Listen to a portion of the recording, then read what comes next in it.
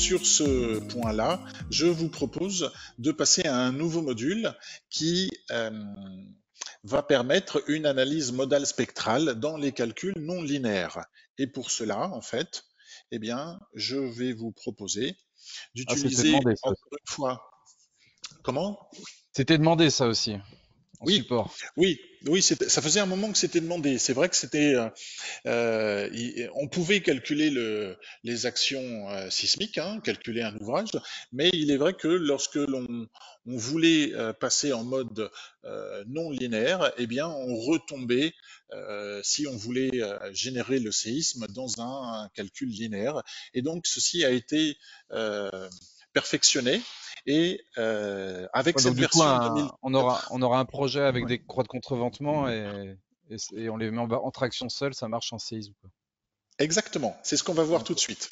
Donc la version 26A, eh bien, intègre ce nouveau module qui, euh, qui est la prise en compte de l'action sismique, comme tu disais Yves, via une analyse modale spectrale lors des calculs non linéaires. Alors en clair, qu'est-ce que ça veut dire?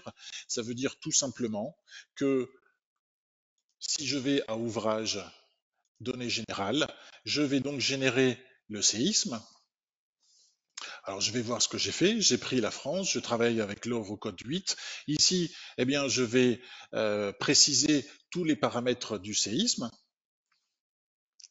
Et lorsque je vais calculer, donc vous voyez que ici, il faudrait que je calcule, hein, logiquement, mais après avoir réalisé ce calcul, eh bien, j'ai donc la possibilité d'obtenir les résultats du séisme en mode non linéaire. Alors, les combinaisons non linéaires sont ici, hein. Alors, il y en a quelques-unes, hein, je crois de mémoire qu'il y en a plus de 1300, mais elles sont consultables. Et une fois que vous avez réalisé le calcul, eh bien, vous pouvez obtenir un rapport où vous voyez très clairement l'analyse linéaire, qui est celle que l'on faisait avant, hein, Yves, comme tu disais.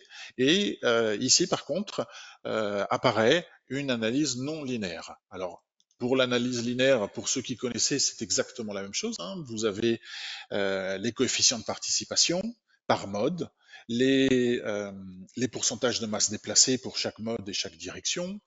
Vous avez l'accélération de calcul. Vous avez aussi à la fin, eh bien, les représentations des périodes modales selon les deux directions.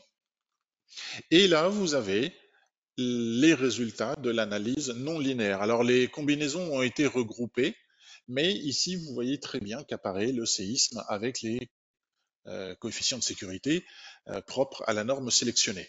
Et donc, vous avez vos premiers résultats calculés de façon non linéaire en tenant compte du séisme. Donc c'est un saut en qualité qui est très grand puisque c'était demandé. Beaucoup de concepteurs souhaitaient cette, euh, cette possibilité et forcément aussi hein, tous les autres résultats qui sont liés aux déformations et euh,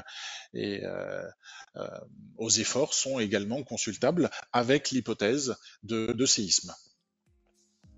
Donc voilà une nouveauté qui est très importante au niveau du CIP 3D.